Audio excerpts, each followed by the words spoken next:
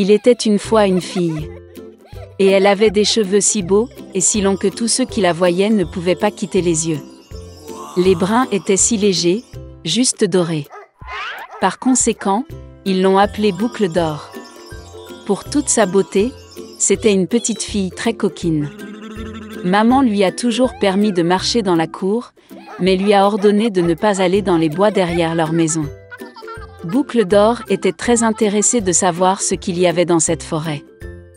Et ainsi, alors que la mère n'a pas vu, elle a en quelque sorte quitté la maison dans la forêt.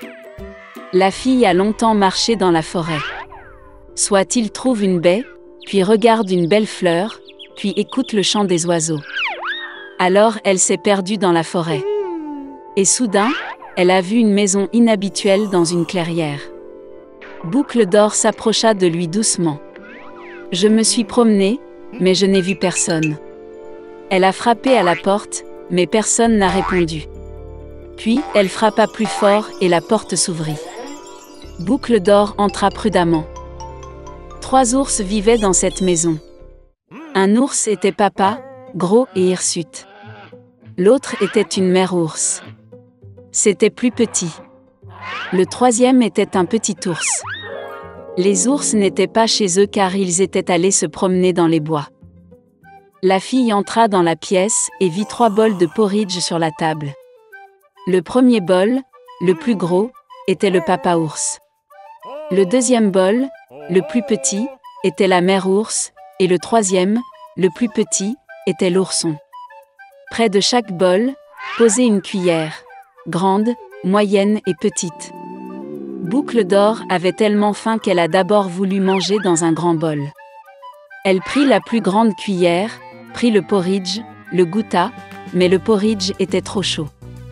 Puis elle prit une cuillère moyenne, ramassa le porridge, le goûta, mais le porridge était trop froid. Enfin, elle prit une petite cuillère et goûta le porridge du petit bol. Cette bouillie n'était ni chaude ni froide, juste comme il faut. Et Boucle d'Or a mangé toute la bouillie du petit bol. Après avoir mangé, la fille a voulu s'asseoir et a vu 3 chaises près du poêle. Une grande, une autre plus petite et la 3e, très petite, avec un petit oreiller rouge. D'abord, elle a essayé de monter dans la plus grande chaise, mais n'a pas pu. Ensuite, la fille a essayé de s'asseoir sur la chaise du milieu, mais c'était très dur et inconfortable. Finalement, elle s'assit sur la plus petite chaise, et c'était parfait pour elle. Boucle d'Or a tellement aimé la chaise qu'elle a commencé à se balancer dessus. La chaise a craqué, s'est cassée et elle est tombée au sol. La fille s'est levée et est allée dans une autre pièce. Il y avait 3 lits, grands, moyens et petits. Tout d'abord, Boucle d'Or est montée sur le premier lit, mais il était trop haut et trop dur. Je me suis allongée sur celui du milieu, il était trop spacieux et mou. La fille s'allongea sur le 3e plus petit lit. Elle était juste pour elle. Boucle d'Or se sentait si confortable et douillette qu'elle s'est rapidement endormie. La fille dormait profondément lorsque la famille des ours est revenue à la maison. Les ours ont eu très faim et sont immédiatement allés à table. En voyant son bol, Papa ours s'est vraiment mis en colère. Quelqu'un mangeait mon porridge. Il grogna. La mère ours regarda aussi dans son bol et grogna moins fort. Quelqu'un mangeait aussi dans mon bol. Et l'ourson, voyant son bol vide, a pleuré bruyamment. Quelqu'un n'a pas simplement mangé de mon bol, il a mangé toute ma bouillie. Les ours ont senti que quelque chose n'allait pas, ont quitté la table et ont commencé à regarder autour d'eux. Papa ours remarqua que quelqu'un bougeait sa chaise et grogna d'une voix terrible. Quelqu'un était assis sur ma chaise. La mère ours regarda sa chaise et se plaignit. Quelqu'un était assis sur ma chaise et l'a déplacée de sa place. Et puis, l'ours a regardé sa chaise cassée et a encore pleuré fort. Quelqu'un ne s'est pas simplement assis sur ma chaise, mais l'a cassée. Les 3 ours entrèrent prudemment dans la chambre. Quelqu'un était allongé sur mon lit et l'a froissé. Papa ours rugit d'une voix terrible. Et quelqu'un était allongé sur mon lit et l'a froissé, grogna la mère ours. L'ours en peluche a regardé son lit et a pleuré à nouveau. Quelqu'un était allongé sur mon lit aussi. Et puis il a vu la fille et a crié d'une voix mince, et dort encore en elle. Papa et maman ours sont allés au lit et ont vu qu'une petite fille dormait là.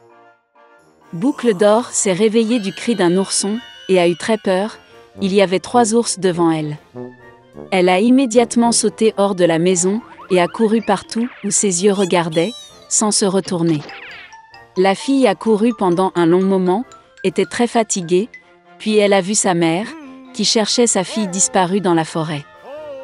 Depuis, Boucle d'or a toujours écouté sa mère et n'a rien fait sans sa permission. Elle est devenue une fille très obéissante, gentille et gentille. Dans une grande ville, 2 enfants pauvres vivaient dans le quartier, Kai et Gerda, qui s'aimaient comme frères et sœurs. Les parents leur ont permis d'aller les uns aux autres sur le toit pour visiter et s'asseoir sur un banc sous les roses. Pendant la saison chaude, ils passaient tout leur temps ici à inventer différents jeux et en hiver, ils aimaient s'asseoir près du foyer chaud et écouter des histoires incroyables que leur grand-mère leur racontait souvent. Une fois, alors que les enfants regardaient un livre d'images, Kai a senti quelque chose le piquer dans les yeux et le cœur. C'étaient les fragments du miroir de la puissante dame, la Reine des Neiges. Depuis lors, le comportement du garçon a radicalement changé, il est devenu en colère, grossier et cruel. Un jour, Kai a fait de la luge et n'est jamais revenu. Quand Gerda a appris la disparition de Kai, elle a pleuré pendant un long moment. Mais elle était sûre que Kai était en vie, alors elle décida de partir à sa recherche. Pendant longtemps, Gerda a marché à travers les forêts, à travers les champs, puis elle est tombée sur une magnifique maison, enterrée dans les fleurs. L'hôtesse est sortie vers elle, c'était une vieille sorcière avec un grand chapeau de paille. La vieille femme aimait vraiment Gerda, et donc elle a ensorcelé la pauvre fille et l'a laissée avec elle pour toujours. Gerda a oublié le but de son voyage et a passé beaucoup de temps à jouer dans le magnifique jardin de l'hôtesse hospitalière. Une fois, elle a accidentellement vu une rose et s'est souvenue de Kai, et se réveillant immédiatement de la magie, elle a pris la route. Sur le chemin, Gerda a rencontré un grand corbeau intelligent. Il a dit à la fille qu'il connaissait une princesse sur le point de se marier et que son fiancé ressemblait beaucoup à Kai. Le corbeau accepta de lui emmener Gerda. Une fois dans le palais, Gerda a réussi à voir le futur prince. Malheureusement, ce n'était pas Kai. La princesse, ayant entendu la triste histoire de la jeune fille, lui a offert une voiture d'or avec un cocher et des domestiques, ainsi que des chaussures, un manchon et une robe magnifique. Et Gerda a pris la route. Dans la forêt sombre, la voiture étincelante a immédiatement attiré l'attention des voleurs, qui l'ont immédiatement attaquée. Le voleur a fait prisonnier Gerda. Elle a emmené Gerda au château du voleur pour montrer sa ménagerie, qui contenait des pigeons forestiers et des reines de Laponie. En entendant l'histoire de sa captive, le voleur eut pitié d'elle et la laissa partir avec le renne à la recherche de Kai. Le renne a amené la fille à la vieille femme Lapone, qui a réchauffé et nourri la jeune fille épuisée. Elle a écrit quelques mots sur la morue séchée à son amie Fine, qui vivait près du palais de la Reine des Neiges, en lui demandant de l'aider. Elle expliqua à Gerda que la raison du mauvais comportement de Kai était les fragments du miroir qui frappaient son cœur et ses yeux, et il ne serait jamais le même si la glace n'était pas fondue par le pouvoir d'un cœur chaleureux et aimant. Gerda se rendit au palais de la Reine des Neiges, toute seule. Personne n'osa s'approcher de la maison de la puissante dame. Elle était très froide et effrayée. Se retrouvant dans le château, Gerda fut surprise de voir à quel point il était froid, désert et mort.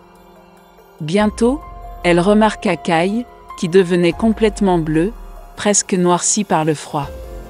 Le garçon s'est assis dans un coin et a essayé de mettre le mot « éternité » hors des glaces, car dans ce cas, il aurait reçu le monde entier et une paire de nouveaux patins en cadeau de la Reine des Neiges.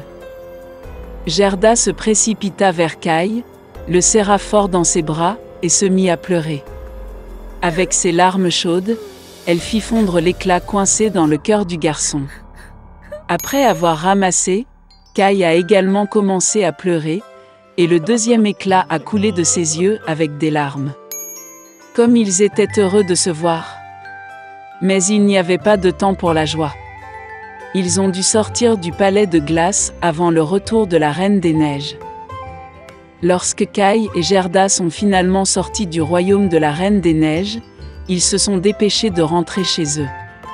Sur le chemin du retour, ils ont rencontré tous les amis qui ont aidé Gerda dans sa recherche. À la maison, leur rose fleurie préférée les attendait, et tout ce qui se passait fut vite oublié par eux, comme un rêve lourd.